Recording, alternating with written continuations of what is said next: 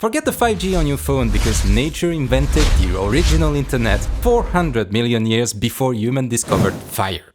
Scientists call this the Mycorrhizal network, but it is more commonly called the Wood Wide Web, a massive underground system made of tiny fungal threads that connect almost every plant in the forest into one giant supercomputer.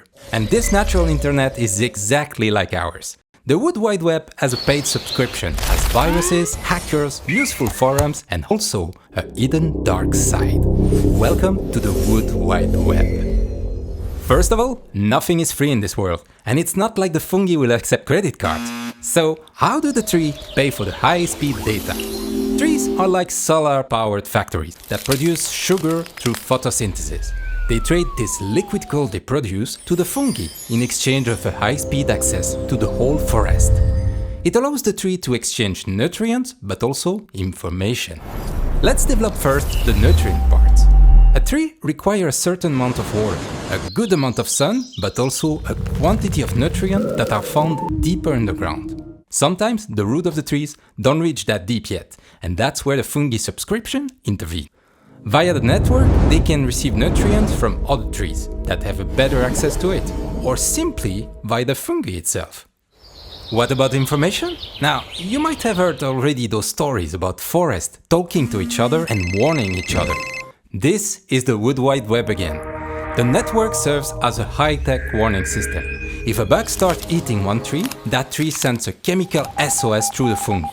Within minutes, the neighboring trees receive an alert and start pumping out toxins to make their leaves taste like garbage. This is the equivalent of the forest group chat, but it saves lives.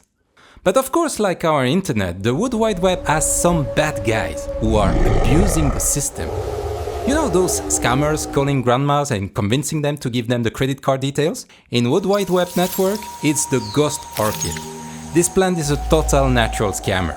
It doesn't produce any food on its own or anything valuable. So, it hacks into the network and tricks the fungi into giving it free nutrient.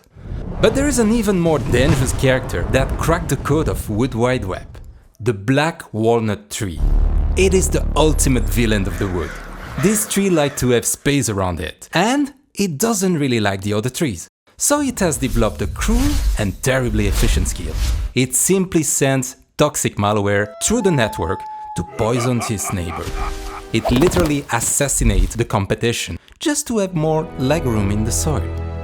But don't worry, some superhero lives also in the forest web and are ready to help. And the best example of it is the mother tree. These are the oldest and biggest trees. They are central pieces of the forest and act as a network hub. If a tiny tree is stuck in the shade and starving, the mother tree will detect it and will use the Wood Wide Web to send extra sugar to help the newbie to survive. It's like a big network of grannies constantly making sure everyone has enough cake to eat. So we have good guys, we have bad guys, we have ultimate villains. But who is the system admin of all this parallel world? Actually, it's the fungi. Think of them as the brokers or the CEO of the forest. They build their own portfolio for the whole forest.